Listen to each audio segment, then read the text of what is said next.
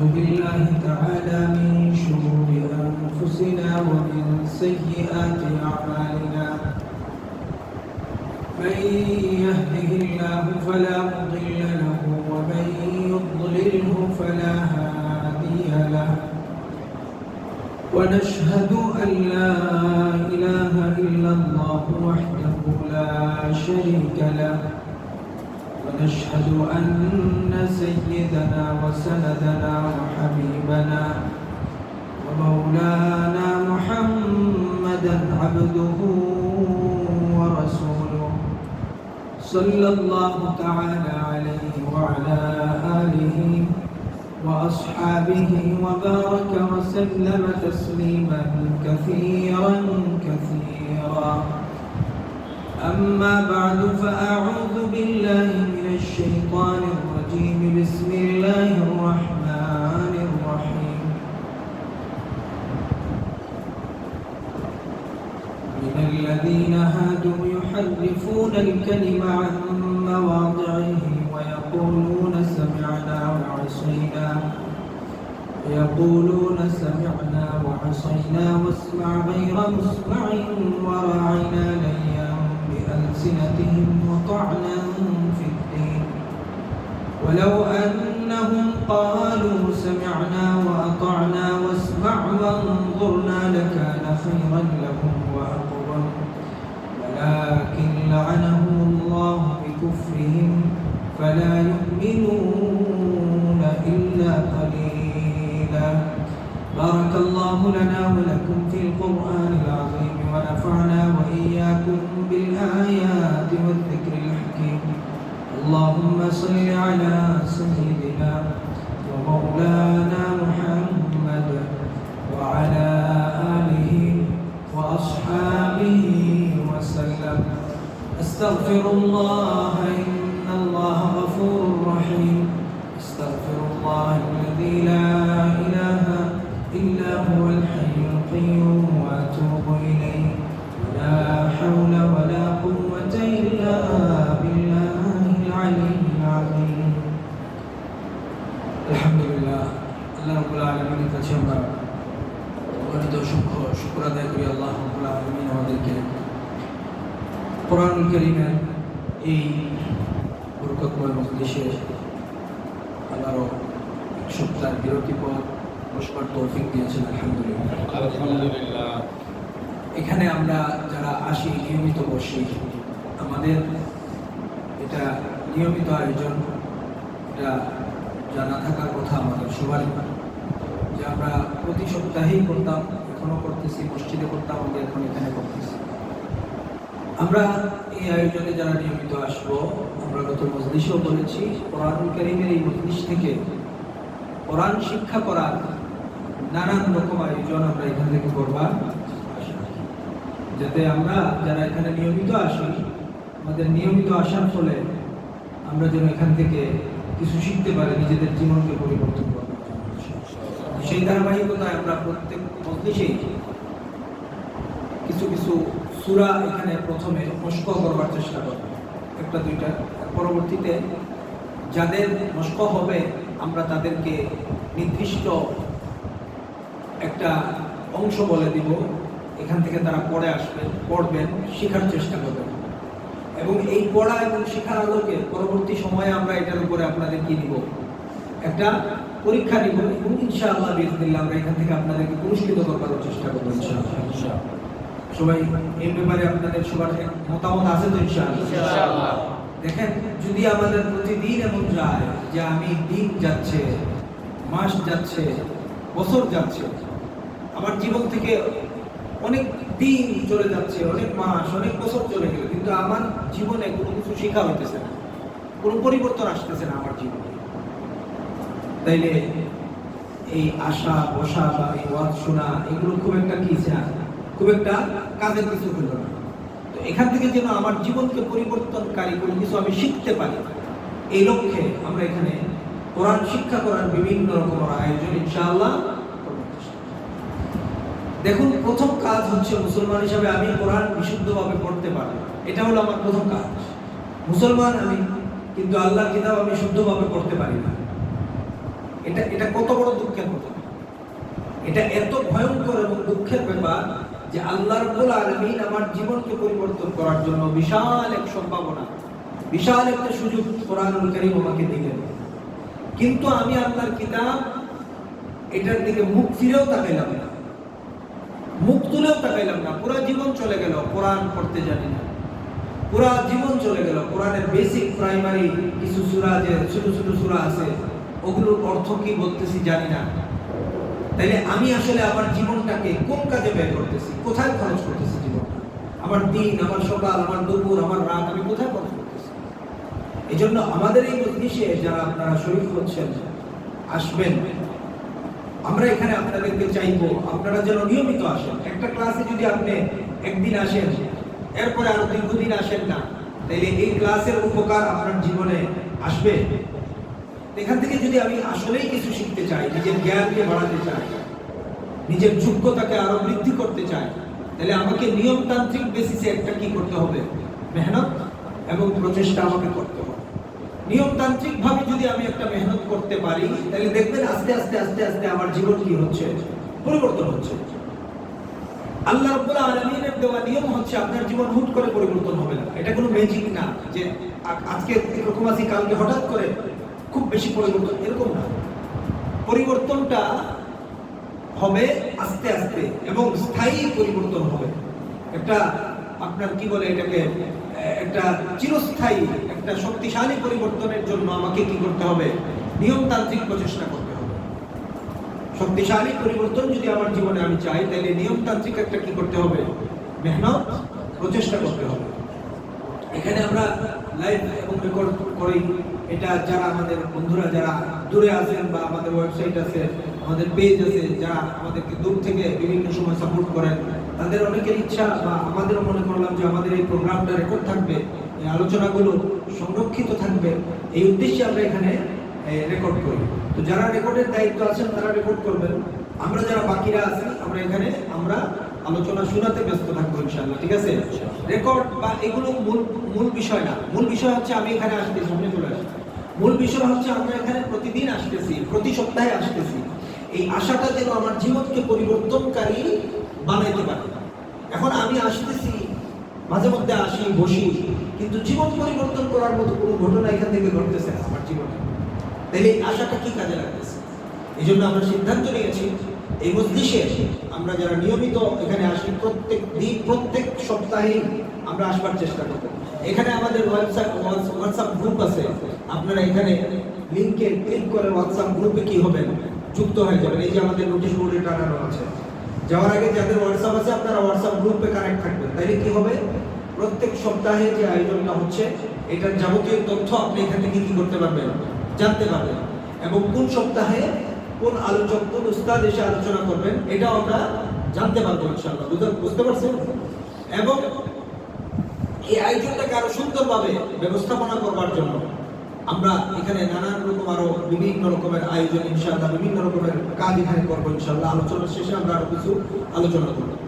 আমরা যেহেতু বলছি এখান থেকে কিছু শিখতে চাই, এই জন্য প্রতি মজলিসে আমরা কিছু সূরা মশকের আয়োজন এখান থেকে করবো। সবাই, আমি প্রথমে যখন তেলাওয়াত করবো, আমার সাথে একটা সূরা আপনারা সবাই সমস্বরে করবার চেষ্টা করবেন, এবং এই মশকের উপরে পরবর্তীতে আমরা শুনবো কার কতটুকু আগাইলো, কে কতটুকু করতে পারতেছে, এটা আমরা ইনশাআল্লাহ শুনবো। এবং যাদের কোরআনুল কারীম মোটামুটি শুদ্ধ হয়েছে, আমরা এখানে বসে থাকবো না, আমরা এর থেকে আগাতে চেষ্টা করবো।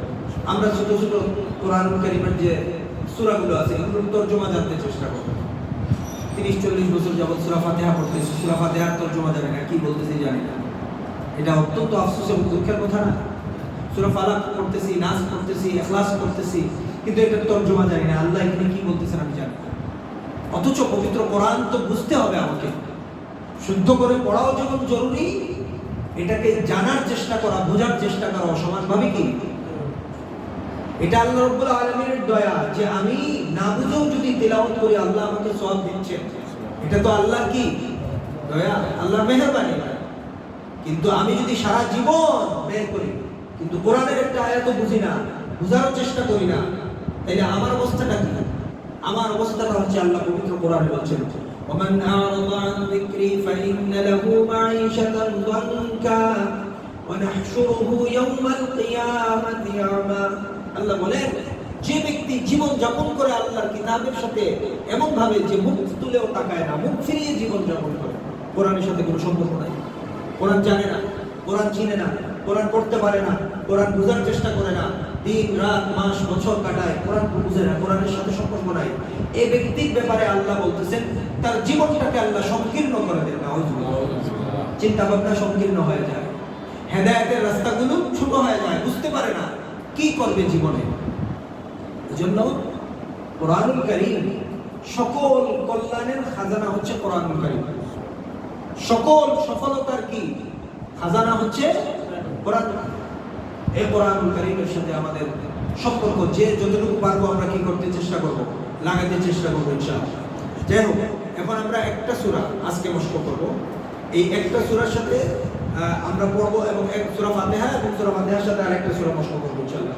সবাই আমার সাথে পড়বেন, যাদের শুদ্ধ আছে আলহামদুলিল্লাহ আপনি এগুলোর তরজমা জানতে চেষ্টা করবেন। কোরআনুল কারীমের অসংখ্য তরজমা উলামায়ে কেরাম আপনাদের জন্য লিখে রেখেছেন। এটা কি শুধুমাত্র লেখার জন্যই? এখন যদি আমরা না পড়ি, এখান থেকে উপকার না নেই, তাহলে লেখার কি দাম হলো? এই জন্য উলামায়ে কেরাম আমাদের জন্য কোরআন জানার অনেকগুলো পথ উন্মুক্ত করে দিয়েছেন। আমি জানতে হবে, মূর্খতা দূর হবে কোরআনুল কারীম পড়লে, গুমরাহি দূর হবে কোরআনুল কারীম পড়লে। আমার সাথে সবাই একটু পড়বেন। আউযু বিল্লাহি মিনাশ শাইতানির রাজীম। আউযু বিল্লাহি মিনাশ শাইতানির রাজীম। বিসমিল্লাহির রহমানির রহিম। বিসমিল্লাহির রহমানির রহিম।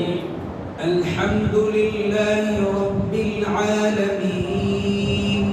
আলহামদুলিল্লাহি রাব্বিল আলামিন।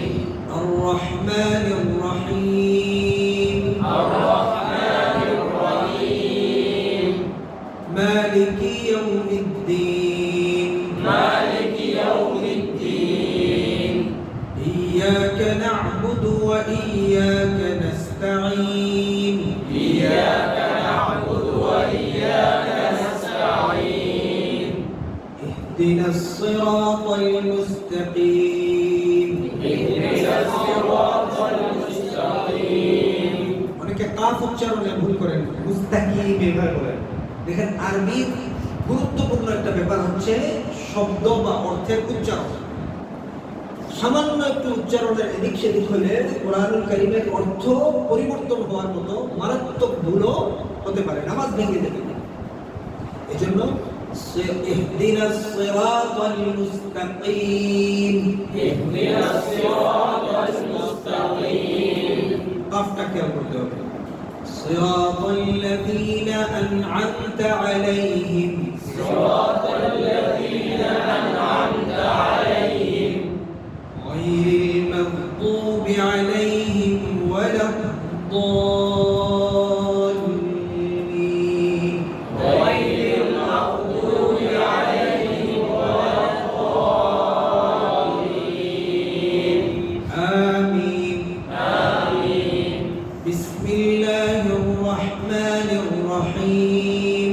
বিসমিল্লাহির রহমানির রহিম। قل هو الله أحد. قل هو الله أحد. أحد. أحد. الله الصمد. الله الصمد. لم يلد. لم يلد. ولم يولد. ولم يولد. ولم يكن له كفوا أحد. ولم يكن له كفوا أحد. একটা হচ্ছে কাফ আর একটা হচ্ছে কাফ। কাফ বলতে হবে কাফ যেখানে আছে, আর কাফ এটা খেয়াল করে বলতে হবে যেখানে কাফ আছে। বুঝা গেছে কথাটা? আমরা সামনে ইনশাআল্লাহ হুরুফের মশক করব আস্তে আস্তে। খুব বেশি এখানে মশকটা নিয়ে করা যাবে না, যেহেতু আমাদের লাইভ চলতেছে। আমরা এর বাইরেও চেষ্টা করব। যেহেতু আপনারা জানেন আদ-দ্বীন একাডেমিতে প্রত্যেক দিন পবিত্র কোরআনুল কারীম বিশুদ্ধ করে শেখার ব্যবস্থা আছে। আপনি আপনার কাজের সময়ের বাইরে গিয়ে প্রতিদিন মিনিমাম 1 ঘন্টা এখানে এসে কোরআন পড়তে পারেন। আপনি বড়দের জন্য কোরআনের যে ক্লাস আছে প্রতিদিন কোরআন শুদ্ধ করার চেষ্টায় আপনি লেগে যেতে পারেন। এবং এখন যাদের কোরআন বিশুদ্ধ হয়ে গেছে, আপনি ছোট ছোট সূরাগুলোর তর্জমা শিখতে পারেন। ঠিক আছে, ইনশাআল্লাহ আল্লাহ আমাদের সকলকে তৌফিক দান করুন। আমরা সূরা নিসার আলোচনা শুনছি, ধারাবাহিক আলোচনা চলছে। গত মজলিসে আমরা 45 নম্বর আয়াত পর্যন্ত তেলাওয়াত করবার সুযোগ লাভ করেছি, আলহামদুলিল্লাহ। আজকে আমরা 46 নম্বর আয়াত শুরু করতে যাচ্ছি। আল্লাহ রাব্বুল আলামিন পূর্বের আয়াতগুলোতে আল্লাহ তাআলা বলছেন যাদেরকে আল্লাহ কিতাব দিয়েছেন তাদের ব্যাপারটা আল্লাহ আমাদেরকে, রাসূল কারীম সাল্লাল্লাহু আলাইহি ওয়াসাল্লামকে মূলত আল্লাহ তাআলা দৃষ্টি আকর্ষণ করে বলছেন, আপনি কি দেখেন না তাদেরকে যারা তাদেরকে কিতাব দেওয়া হয়েছে, আল্লাহ তাআলা তাদেরকে হেদায়েতের পথে আসার জন্য কিতাব নাযিল করেছেন, কিন্তু তারা হেদায়েতের পরিবর্তে গুমরাহিকে কি করে ক্রয় করে। আল্লাহ হেদায়েতের রাস্তা, সঠিক রাস্তায় আল্লাহ তাদেরকে চলবার কথা বলছেন, কিন্তু তারা জেনে বুঝে কি করে বাঁকা পথে চলাফেরা করে, খারাপ পথে চলে তারা জেনে বুঝে। এমন না যে তারা জানে না। রাসূল কারীম সাল্লাল্লাহু আলাইহি ওয়াসাল্লাম দুনিয়াতে আসলেন শেষ নবী হয়ে। এটা যাদেরকে আল্লাহ তাওরাত দিয়েছেন, যাদেরকে আল্লাহ ইনজিল দিয়েছেন, অর্থাৎ ইহুদি জাতি, খ্রিস্টান জাতি, নাসারা যাদেরকে বলা হচ্ছে ঈসা আলাইহিস সালামের অনুসারী, তারা তাদের নবীগণের মাধ্যমে, আল্লাহর দেওয়া কিতাবের মাধ্যমে তারা এটা জানতো যে শেষ সময়ে মুহাম্মদুর রাসূলুল্লাহ সাল্লাল্লাহু আলাইহি ওয়াসাল্লাম নামক একজন নবী আসবেন, আরব দেশে আসবেন, কুরাইশ বংশে আসবেন। তার চারিত্রিক বৈশিষ্ট্য এরকম হবে, শারীরিক বৈশিষ্ট্য এমন হবে, পারিবারিক পরিচয় এমন হবে। এত কিছু জানার পরেও তারা শেষ নবীকে মানে না, শেষ নবীর শিক্ষাকে তারা মানে না। উল্টো যারা শেষ নবীকে মানতেন, মুসলমানরা, তারা চাইতো মুসলমানরাও যেন কাফের হয়ে যায়, মুসলমানরাও যেন মুশরিক হয়ে যায়, মুসলমানরাও যেন তাদের মতো বিভ্রান্ত জাতিতে পরিণত হয়ে যায়। এটা তারা কামনা করতো, চাইতো। এর জন্য তারা নানান আয়োজনও করত। মুসলমানদেরকে কাফের বানানোর জন্য তারা নানান কি করত? আয়োজন। মুসলমানদেরকে কাফের বানানোর এখন কি কোনো আয়োজন নাই? নাই? কত আছে? বাংলাদেশে পরিসংখ্যান বলছে, বাংলাদেশে উত্তরবঙ্গ থেকে শুরু করে দরিদ্র এলাকা যেগুলো আছে, দলে দলে মানুষ খ্রিস্টান হচ্ছে, দলে দলে মানুষ মুরতাদ হচ্ছে, মানুষ সংশয়বাদী হচ্ছে ইসলামের ব্যাপারে। নানান ফরম্যাটে মানুষকে কাফের এবং মুরতাদ বানানোর প্রজেক্ট আমাদের সমাজে চলমান আছে। নানান ফরম্যাটে ইসলামের প্রতি মানুষের অন্তরকে সন্দেহপূর্ণ করে তুলবার অনেক রকম প্রচেষ্টা চলমান আছে। সবচেয়ে কষ্টের যে ব্যাপারটা আমাদের কাছে মনে হয় যে আমাদের জাতি, এই দেশ 90% মুসলমানের দেশ, সরকার আমাদের মুসলমান, সরকার প্রধানরা আমাদের এমপি, মন্ত্রী, মিনিস্টার, বাংলাদেশের পলিসি মেকার যারা আছে তারা তো সবাই মুসলমান, কিন্তু ইসলামকে জানাবার জন্য, জাতিকে ইসলাম শিখাবার জন্য কোনো আয়োজন রাষ্ট্র করে না। একটা দেশের 90% মানুষ মুসলমান, একটা দেশের 90% মানুষ যে বিশ্বাস অন্তরে লালন করে, একটা দেশের 90% সন্তানরা যে ইসলামের উপর জন্মগ্রহণ করলো, ওই ইসলামকে জানাবার জন্য কোনো আগ্রহ রাষ্ট্র দেখায় না। স্বাধীনতার পর থেকে যদি বলি, বাংলাদেশে যারাই পর্যন্ত রাষ্ট্রপ্রধান দিয়েছেন, কেউ কি অমুসলিম কাফের ছিলেন? উত্তর দেন আপনারা। ঘোষণা করে কেউ কি কাফের বা অমুসলিম ছিল? সবাই তো মুসলমান ছিল। তাইলে যুগে যুগে আমাদের সমাজের সন্তানদেরকে ইসলামের শিক্ষা থেকে, ইসলামের মৌলিক জ্ঞান থেকে বঞ্চিত থাকার ক্ষেত্রে রাষ্ট্র সহযোগিতা করেছে, যাতে ইসলাম না শিখতে পারে। ইসলাম শেখানোর কোনো আয়োজন রাষ্ট্র করে না। নাম কাওয়াস্তে ইসলাম শিক্ষা বই আছে, যে ইসলাম শিক্ষা বই আছে, ওই ইসলাম শিক্ষা বই যারা শিক্ষা দেয় তাদের ভিতরে কতটুকু ইসলাম আছে এটা নিয়ে রাষ্ট্র মোটেও কি না চিন্তা করে। এই কারণে দেখা যায় আমাদের দেশের একটা মানুষ শিক্ষা সর্বোচ্চ স্তর অতিক্রম করবার পরেও ইসলামের মৌলিক বেসিক জ্ঞান সম্পর্কে তার কোনো কি নাই, ধারণা। তার ভিতরে একটা সন্দেহ কাজ করে, ইসলাম নিয়ে তার ভিতরে একটা বিভিন্ন রকমের সংশয় কাজ করে, সে বুঝতে পারে না। ঈমান তো সংশয়ের নাম নয়, ঈমান মানেই হচ্ছে দৃঢ় বিশ্বাস।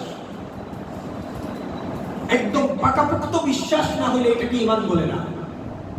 আল্লাহর কোন বিধানের ব্যাপারে কারো যদি ন্যূনতম সন্দেহ সংশয় থাকে, সে কি মুমিন হতে পারে? তাই আমাদের জনগণ, আমাদের সমাজ, আমাদের সন্তান যারা স্কুল কলেজ বিশ্ববিদ্যালয়ে পড়ে, তাদেরকে দ্বীন ও ইসলাম শেখাবার জন্য রাষ্ট্রের কি আয়োজন আছে? এজন্য আল্লাহ তাআলা বলতেছেন, তারা হেদায়েতের পরিবর্তে গুমরাহিকে কি করে?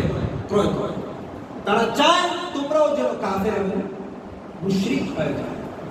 আল্লাহ তাআলা ইহুদিদের কথা বলতে গিয়ে বলছেন, মিনাল্লাযীনা হাদু ইউহাররিফুনাল কালিমা আন মাওয়াদিহি ওয়া ইয়াকুলুনা সামি'না ওয়া আসাইনা ওয়াসমা' গায়রা মুসমা'in ওয়া রা'িনা লাইয়াম বিআলসিনাতিহিম ওয়া তা'নান ফিদ-দীন।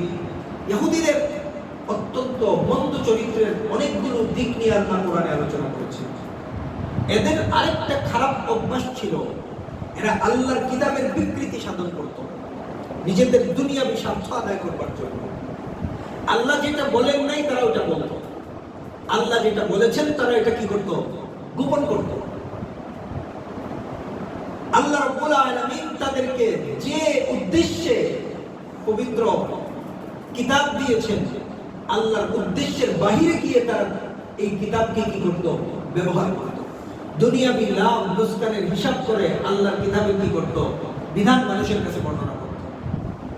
অর্থাৎ আল্লাহর বিধান, আল্লাহর কিতাব মানুষের কাছে বর্ণনা করত। তারা বর্ণনা করার আগে চিন্তা করত, এটা বলার দ্বারা আমার দুনিয়াবি কি লাভ আছে, কি লোকসান আছে। এই মন্দ চরিত্র ইহুদিদের ভিতরেও ছিল। আফসোস এবং দুঃখের ব্যাপার হলো, শেষ জামানার নবীর উম্মত পরিচয়ধারী কিছু মুসলমানদের ভিতরেও এই অভ্যাস চলে আসছে, যারা নিজেদের স্বার্থের অনুকূলে আল্লাহর বিধানকে ব্যবহার করতে চায়, যারা নিজেদের স্বার্থের অনুকূলে আল্লাহর বিধানকে কি করতে চায়? ব্যবহার করতে চায়। মনে রাখতে হবে, এটা ইহুদিদের চরিত্র, এটা মুসলমানদের চরিত্র। মুসলমান আল্লাহর বিধান বর্ণনা করে, দুনিয়াবি স্বার্থ কি করে নয়? রক্ষা করে নয়, খেয়াল করে নয়, বরং দ্বীন ও ইসলামের তাকাজা দাবি অনুপাতে যখন যেটা বলা দরকার সে নির্দ্বিধায় সেটাই বলবে। এটা উম্মতে মুহাম্মদের কি পরিচয়। আল্লাহ তাআলা এখানে বলতেছেন, মিনাল্লাযীনা হাদু ইউহাররিফুনাল কালিমা আন মাওয়াদিহি। এদের একটা অভ্যাস ছিল আল্লাহর কিতাবের পরিবর্তন করা, আরেকটা অভ্যাস ছিল তাদের, তারা আল্লাহর কিতাব তো পরিবর্তন করত, সাথে সাথে মুহাম্মদুর রাসূলুল্লাহ সাল্লাল্লাহু আলাইহি ওয়াসাল্লামকে কষ্ট দেওয়ার উদ্দেশ্যে মানে দ্ব্যর্থবোধক বিভিন্ন শব্দ ব্যবহার করত, মানে দুই অর্থবোধক বিভিন্ন কথা বলতো। তারা বুঝাইতে পারছি আপনাদেরকে? মানে একটা কথার দুই রকম অর্থ, ডাবল মিনিং কথা তারা বলতো। ডাবল মিনিং কথা বুঝেন আপনারা? ডাবল মিনিং মানে একটা কথা যেটা শুনলে একরকম অর্থ বোঝা যায়, কিন্তু তাদের ভিতরে আরেকটা অর্থ লুকায়িত থাকতো। অর্থাৎ ধরা খাইলে বলতো, আমরা এটা বলি না, আমরা ওইটা বলছি। আল্লাহ উদাহরণ দিয়ে বলতেছেন, ওয়ায়াকুলুনা সামি'না ওয়া আসাইনা।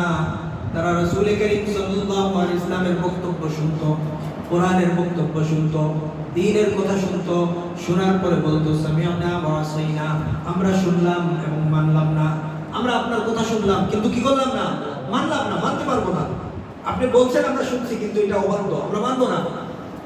ঘোষণা দিত, প্রকাশ্যে কুফরিতে লিপ্ত হতো তারা, এবং ব্যর্থমূলক কথা বলতো। মানে ওয়াসমা' গায়রা মুসমা'in বলতো, আপনি শুনুন, এমন কথা না শোনার মতো কথা আপনি শুনুন। মানে ওয়াসমা' গায়রা মুসমা'in, আপনি শুনুন এবং না শোনার মতো কথা আপনি শুনুন। এটা আল্লাহ রাসূলুল্লাহ সাল্লাল্লাহু আলাইহি ওয়াসাল্লাম তারা বলতো। এবং বলতো ওয়ারা'ইনা, আমাদের দিকে আপনি তাকান। রা'ইনা শব্দের অর্থ হলো রা'উন। রা'ইন শব্দের অর্থ মূলত অর্থ হলো রাখা। এটার আরেকটা অর্থ হলো তাকান, আরেকটা অর্থ হলো কি? তাকান।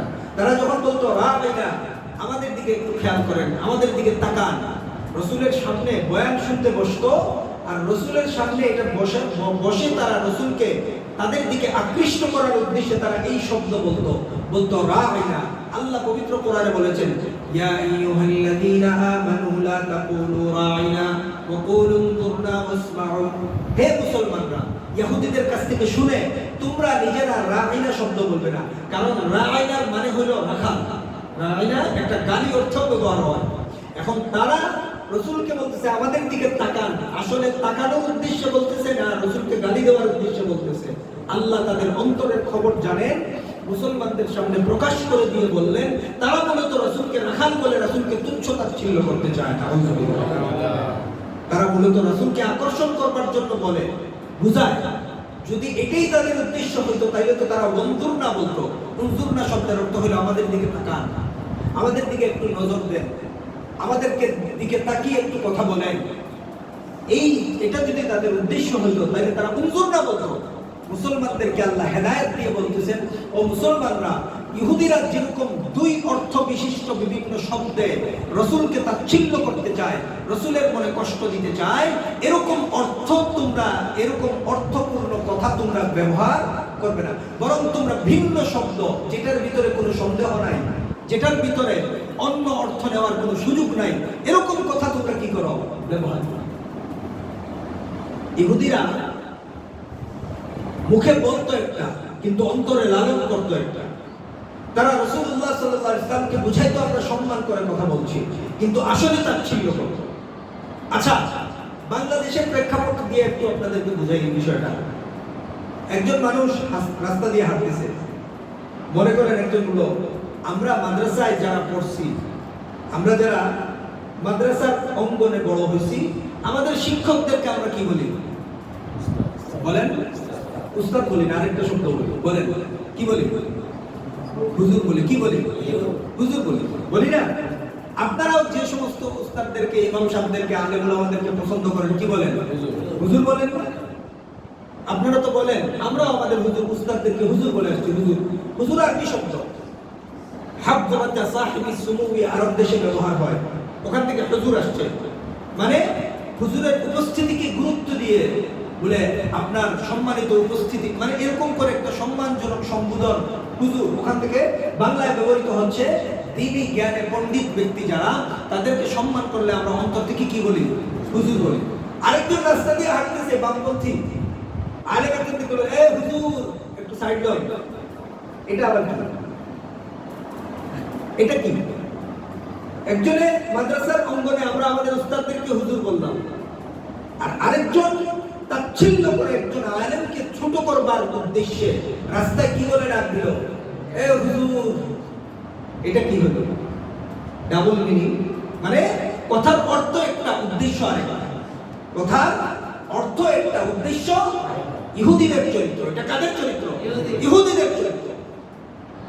ইহুদিরা মুহাম্মদুর রাসূলুল্লাহকে সম্মান দেওয়ার জন্য এই সমস্ত শব্দ বলতো না। আল্লাহ বলতেছেন, লাইয়াম বিআলসিনাতিহিম মুতাআনান ফিদ-দীন, মুখ বাঁকা করে, তাচ্ছিল্য করে আল্লাহর দ্বীনকে ছোট করবার জন্য তারা বিভিন্ন ডাবল মিনিং শব্দ রাসূলের শানে ব্যবহার করতো। নাউযুবিল্লাহ।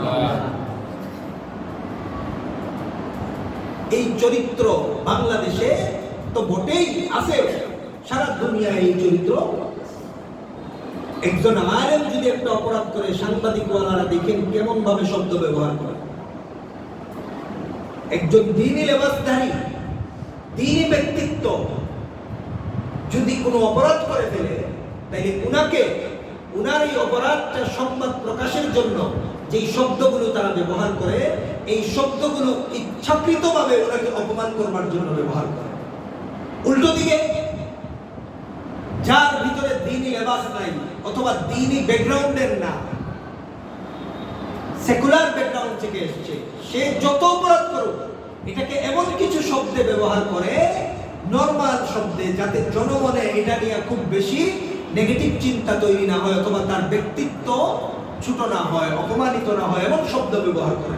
অর্থাৎ শব্দের রাজনীতি। এটাকে কি বলে? শব্দের রাজনীতি।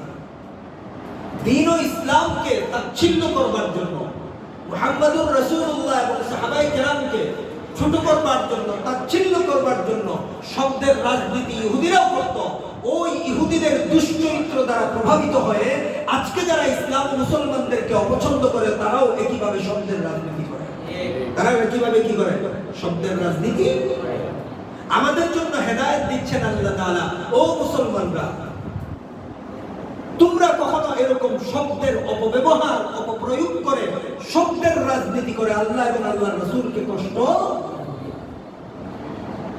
উলামায়ে কেরামের শানে কত কথা বলা হয়, কত লেখালেখি করা হয়, কত কলাম লেখা হয়, আলেম ওলামাদেরকে কত শব্দে এই দেশে ডাকা হয়, মুল্লা, মুরব্বি, হুজুর। কিন্তু উলামায়ে কেরাম কিছু মনে করেন না, কারণ ওনারা মনে করেন এটা ভালো অর্থে আমাদেরকে বলতেছে। আল্লাহ তাআলা এই ঘটনা আমাদেরকে জানাচ্ছেন, কিয়ামত পর্যন্ত যারা আসবে তারা এই কোরআনের এই আয়াত পড়বে এবং এখান থেকে শিক্ষা নেবে যে দুষ্কৃতিকারীরা শুধুমাত্র যুদ্ধ বিগ্রহ করেই যে দুষ্কৃতি করে ইসলামের উত্থান ঠেকাতে চায়, ব্যাপারটা এমন নয়। কখনো কখনো শব্দের অপপ্রয়োগ করে, শব্দের মার পেঁচে, শব্দের রাজনীতি করেও ইসলামের উত্থান ঠেকাতে চায়। এই ব্যাপারে আমাদেরকে সতর্ক এবং সাবধান হতে হবে। যে সমস্ত মুসলমান সাংবাদিক বন্ধুরা আছেন, বিভিন্ন রাজনীতিবিদরা আছেন, তাদেরকে অধিক কি থাকতে হবে, সতর্ক থাকতে হবে। কাফেরদের শিখিয়ে দেওয়া কোনো শব্দ মুসলমানদের ক্ষেত্রে আপনি ব্যবহার করতেছেন কিনা, এটা আপনাকে সতর্ক হতে হবে।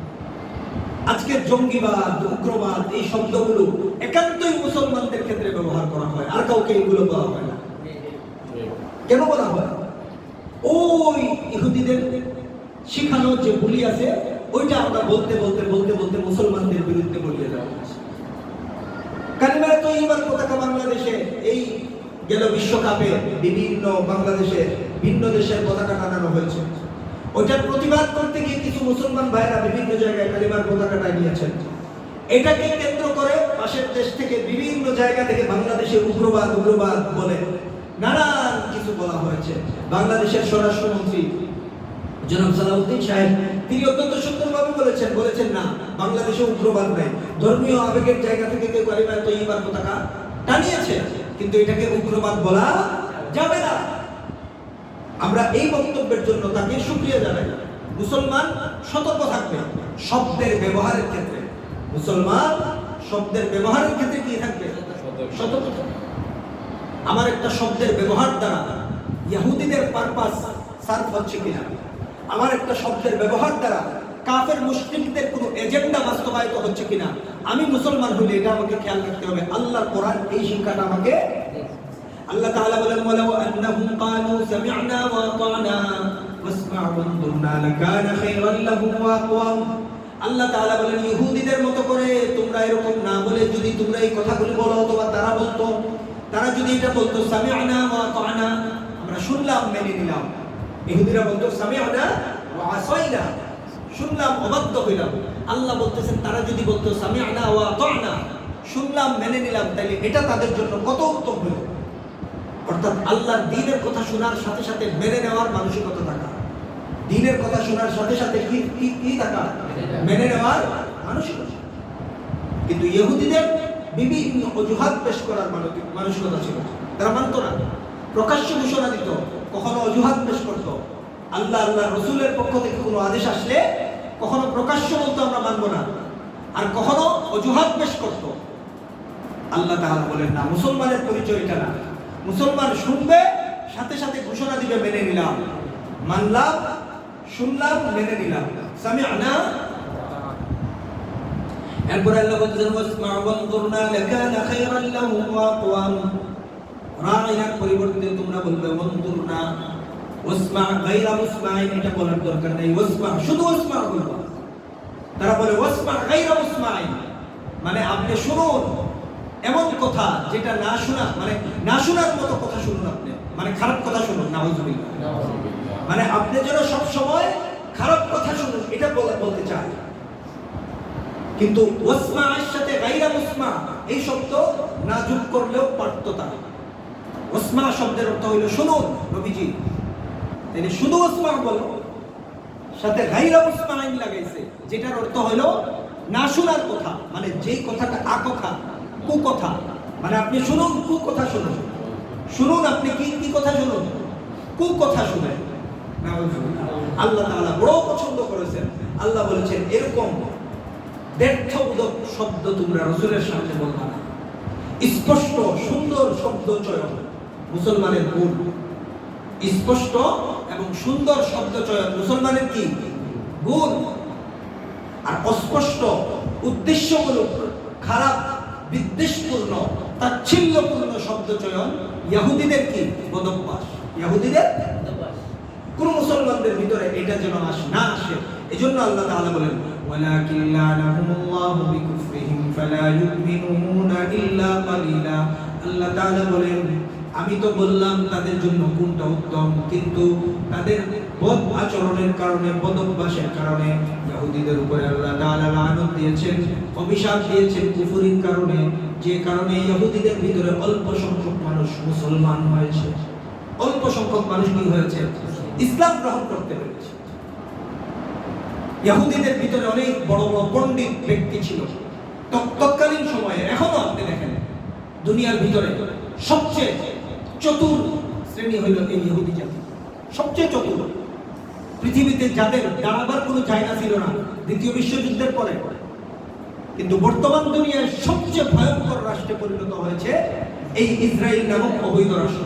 এটা তো কোনো রাষ্ট্র না, এটা একটা সন্ত্রাসীদের ক্লাব। ইসরায়েল এটা একটা কি শেষ জামানায় দাজ্জালের সবচেয়ে বড় গুটি এই রাষ্ট্রটা। এবং আমেরিকার প্রক্সি রাষ্ট্র। আমেরিকা মূলত ইহুদি লবিস্টরা চালায়, ইহুদিরা চালায়। আর ওইটার প্রক্সি রাষ্ট্র হলো কি ইসরায়েল।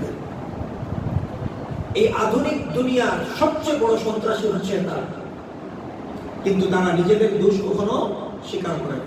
নিজেদের সমস্ত দোষের যে কালিমাগুলো আছে এগুলো মুসলমানদের গায়ে তারা চাপায় দিতে চায়। আর মুসলমান নামধারী ভাই বন্ধুরা মুসলমানদের বিরুদ্ধে তাদের শিখিয়ে দেওয়া শব্দগুলোকে সুন্দর করে আরামসে ব্যবহার করে। 5 আগস্টের পরে পার্শ্ববর্তী রাষ্ট্র থেকে বাংলাদেশকে দেদারসে বলা হয়েছে জঙ্গিবাদী রাষ্ট্র, উগ্রবাদী রাষ্ট্র। এগুলো বলা হয়েছে। কাদেরকে উদ্দেশ্য করা বলা হয়েছে? টুপিওয়ালা দাড়িওয়ালা মুসলমানদেরকে, যারা কোরআনের কথা বলে, যারা জিহাদের কথা বলে, যারা ইসলামের বিজয়ের কথা বলে, তাদেরকে বলা হয়েছে। আল্লাহ তো এটা শিখিয়ে দিয়ে জানিয়ে দিয়েছেন আমাদেরকে এগুলো মুসলমানদের কোনো শব্দ না, এগুলো ভিন্ন উদ্দেশ্যে ইহুদিরা ব্যবহার করত। ওই সিলসিলা অনুপাতে বর্তমান দুনিয়ায়ও এটা চলতেছে, তারা এরকম ব্যবহার করতেছে। আল্লাহ তাআলা বলেন ইয়া আইয়ুহাল্লাযীনা উতুল কিতাবা আমিনু বিমা নাযালনা মুসাদ্দিকাল লিমা মাআকুম মিন ক্বাবলি আন নাতমিসা ওয়ুজুহান ফানারুদ্দাহা আলা আদবারিহা আও নালআনাহুম কামা লা'আন্না আসহাবাস সাbt ওয়া কানা আমরুল্লাহি মাফউলা। আল্লাহ তাআলা ধমক দিচ্ছেন। আল্লাহ তাআলা বলতেছেন, আল্লাহর আযাবের একটা কথা স্মরণ করিয়ে দিচ্ছেন।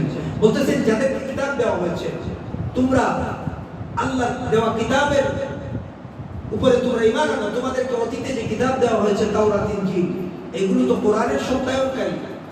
ওগুলোতে কোরআনের কথা আছে এবং কোরআনেও তাওরাত ইনজিলের কথা আছে। সুতরাং কোরআন তোমাদেরকে দিয়েছি, বর্তমানে তোমরা কোরআনের উপরে ঈমান আনো। তোমাদেরকে অতীতেও কিতাব দেওয়া হয়েছে। আল্লাহ তোমাদেরকে শাস্তি দেওয়ার আগে তোমরা ঈমান আনো। আল্লাহ তোমাদেরকে কেমন শাস্তি দিবেন? চেহারা বিকৃত করে দিবেন।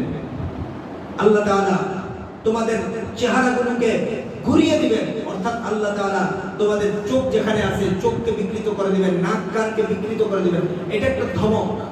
অতীতে আল্লাহ তাআলা জাবুর যাদেরকে দিয়েছিলেন, শুক্রবার আল্লাহ বলতেছেন অথবা তোমাদের উপর অভিশপ্ত জাতিতে তোমাদেরকে পরিণত করা হবে।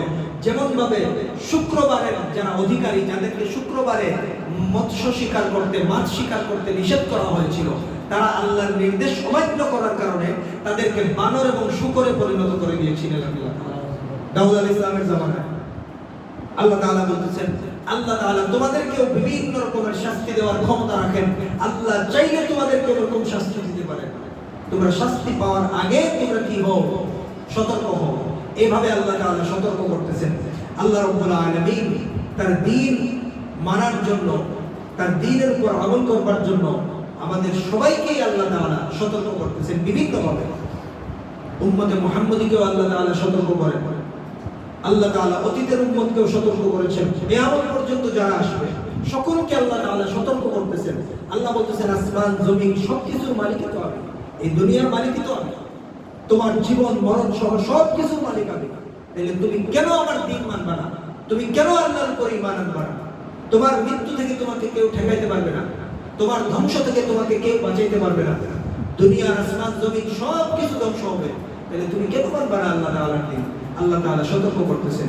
এই জন্য মুহতারাম ভাইরা, আল্লাহ রাব্বুল আলামিন পবিত্র কোরআন দিয়েছেন মূলত আমাদেরকে হেদায়েতের পথে পরিচালিত হওয়ার জন্য। এই কোরআন আমাদেরকে সত্যের পথে আহ্বান করে, দ্বীনের পথে আহ্বান করে, সিরাতে মুস্তাকিমের দিকে আহ্বান করে।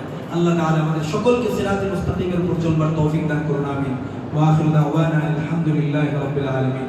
আল্লাহ তাআলা তৌফিক দিলে ইনশাআল্লাহ আগামী মজলিসগুলোতে পরবর্তী আয়াত থেকে আলোচনা করা হবে।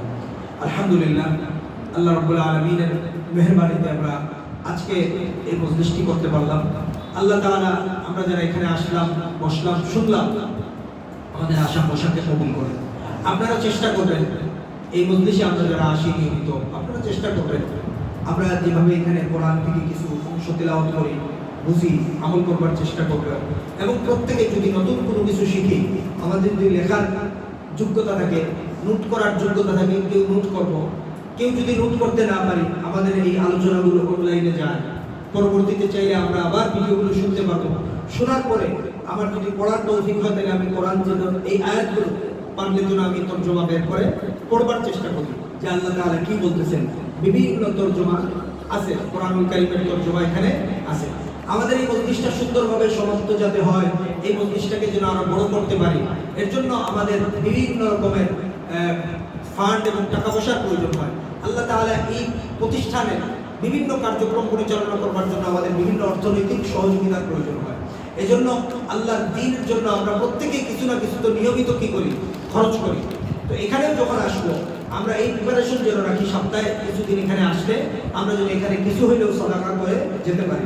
এজন্য আমাদের আদ-দ্বীন ফাউন্ডেশনের সাপ্তাহিক তাফসীরুল কোরআনের এই মজলিসের পক্ষ থেকে এখানে একটা সাদাকা বক্স থাকে। আমরা গত মজলিসেও আমাদের এই সাদাকা বক্স এখানে ছিল। যতটুকু আল্লাহ তাআলা তৌফিক দেন, এখানে আমরা এই সাদাকা বক্সে শরীক হওয়ার প্রত্যেকে চেষ্টা করব।